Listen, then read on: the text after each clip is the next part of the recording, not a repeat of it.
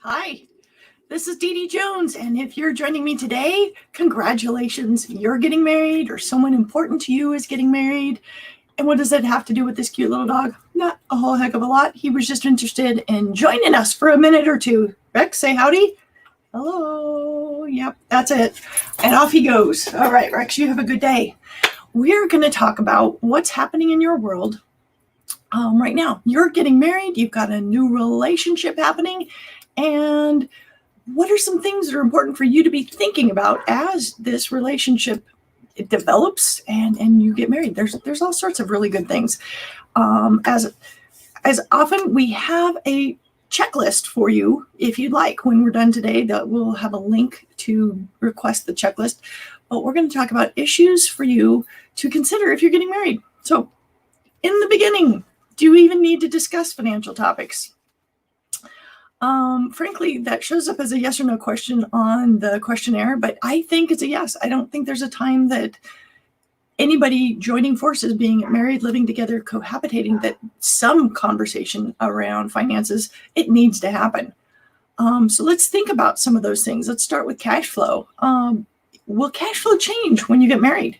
If you've been living together for a long time, it may not. But if you're just newly cohabitating, it's going to be different. So what do? You develop an income and expense plan. Someone might call that a budget. Not my favorite phrasing. I think having a plan around it helps people to own it and live with it a lot better.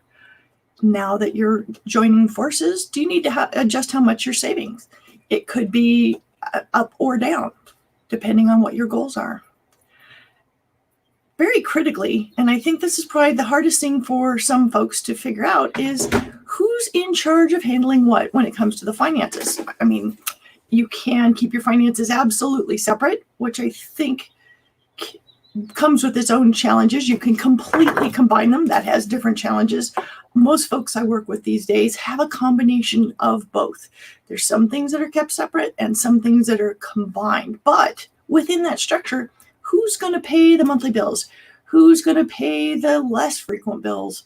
Who's going to... all those pieces. The list goes on. And that just begs the question of how much combining do you want to have happen? And finally, under cash flow, do you and your spouse or partner use credit cards? Consider which cards have the best rewards, features, interest rates, etc.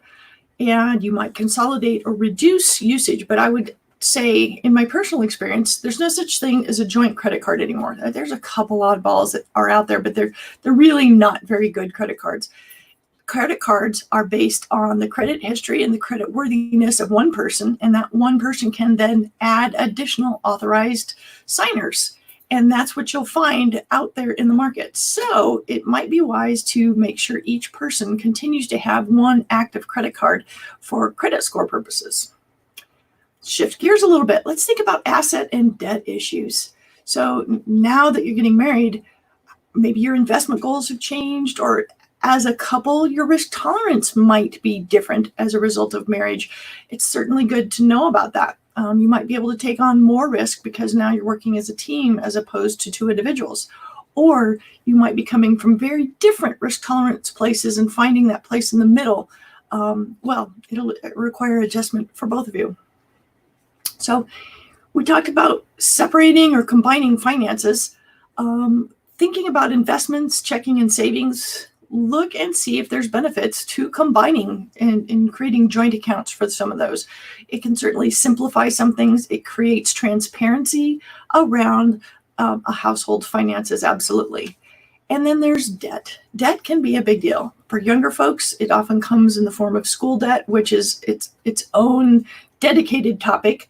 I think I almost torpedoed a wedding once when I was talking about school debt at the University of Denver a number of years ago. The young woman in the back didn't realize that when you marry, you accept responsibility for your new spouse's school loans. And she was marrying somebody who had 6 figures worth. It was pretty crazy.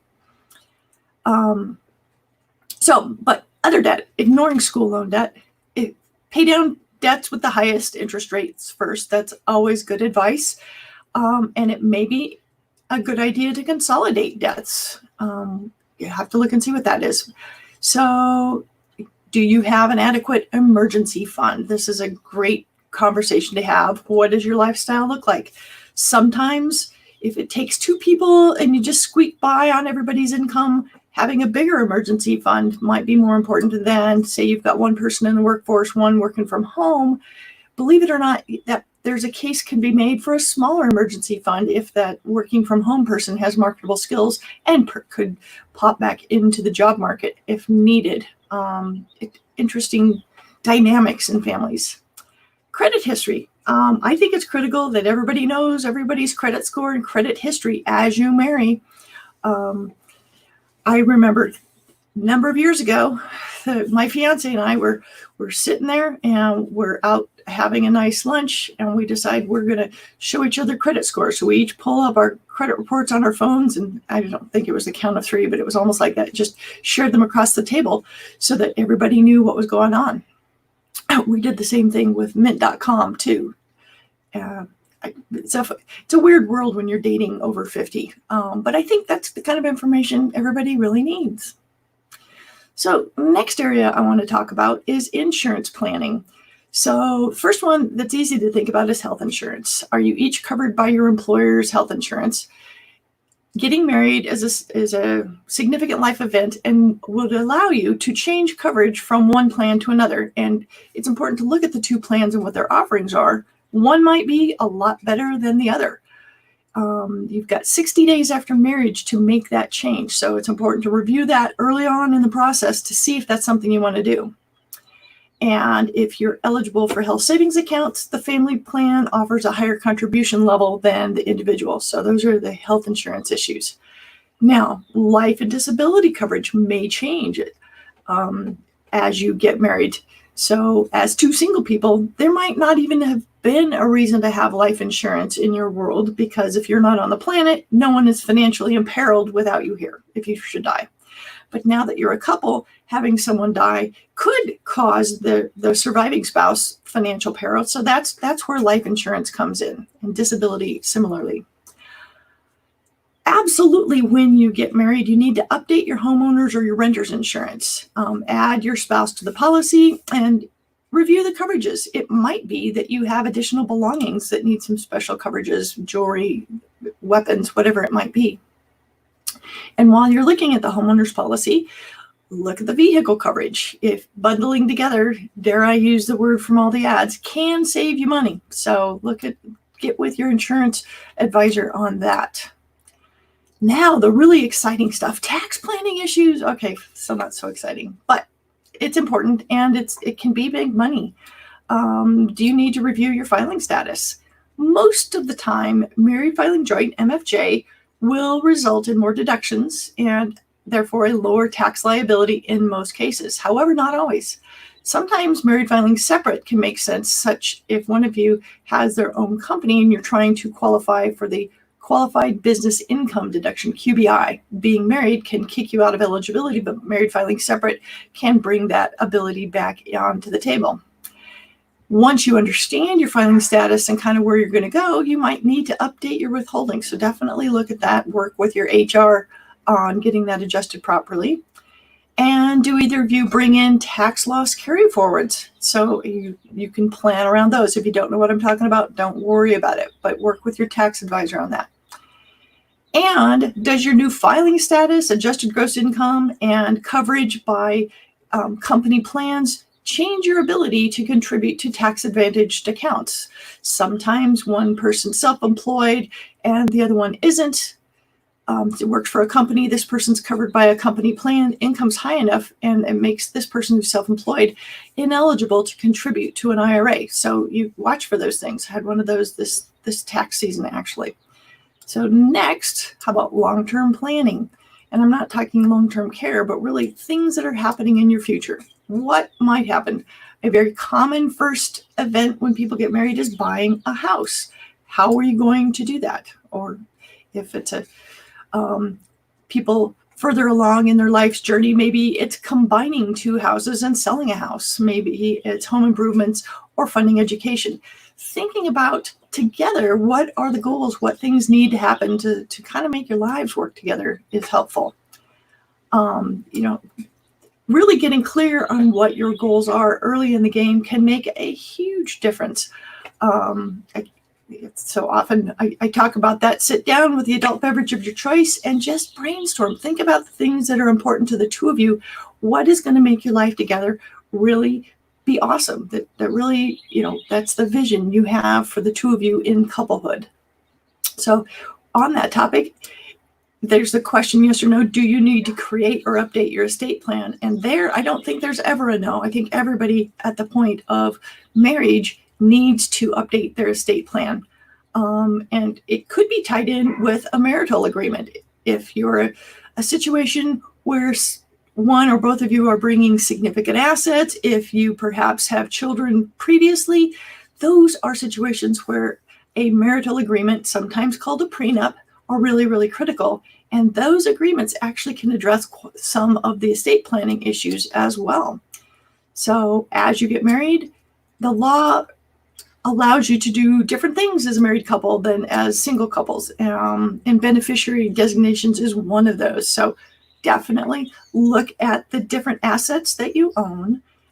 If they're retirement plans, life insurance, items that pass by contract at death. Again, a topic for another day. Rather than looking to your will as to who would receive those, at someone's death, they look at the contract and see who was the designated beneficiary. Well, it's important that you have those set up properly. Most of the time it's going to be a spouse, but there's situations on second marriages where the beneficiaries might appropriately be children from a previous relationship. So looking at those beneficiaries are really important. If you're planning on having children or want yourself or somebody to stay home, how are you going to fund that? This is a big challenge I've helped couples work with over the years is, you've got two high earners and the income is high, but the spending is high. How do we adjust that experience down to where they can have someone stay home while the kids are younger and fund it and not fall behind? So last category I want to kind of cover is general, kind of the mishmash, right? If you were married before, does the ex-spouse have a legal claim on any of the assets? There might be something that's called a quadro, where the former spouse can get some beneficiary benefits. It can be a beneficiary on a pension, so that can happen. There might be alimony or child support. Understand what the obligations are and how they're going to play into your new married life. And related to that is those kids. If there's kids involved in here, it's really important to think about all the different elements around the kids. You've got an ex-spouse or the other parent sharing some cost obligations around those children. How is that going to work day to day, week to week? Summer camps, activities for the kids when they're younger. And a very big one is who's going to fund college here in Colorado. That cannot be mandated in the divorce decree as the last time I checked. I'm not a divorce attorney, so always check with an attorney before you sign those things. But until recently, you couldn't force anybody to pay for college. So that's going to have to be negotiated and agreed to in person, if you will. The other thing is, as kids go to college, there are some planning opportunities around financial aid and the FAFSAs for the school. So be sure and be in good contact with that other parent and plan around that to maximize your child's eligibility for financial aid. And if you're living in a community property state, which we're in Colorado, it is not, but there's plenty of folks living in community property states that can complicate almost every category of topic that I've just hit on. So really probably the most unromantic topic I've ever shared with folks, but very, very important. If you're getting married, there's lots of things that are important to discuss and know what you're going to do with this new spouse. And the idea is you love this person. How do we create a situation where that love and that loving relationship can grow and flourish and not be bogged down by financial conversations that you didn't have early on. If you've got questions on this, if you'd like a copy of our checklist, please reach out to us. We're happy to provide that. And as always, like and subscribe so that you can know when we're talking on important topics about your personal finances. Have a great day.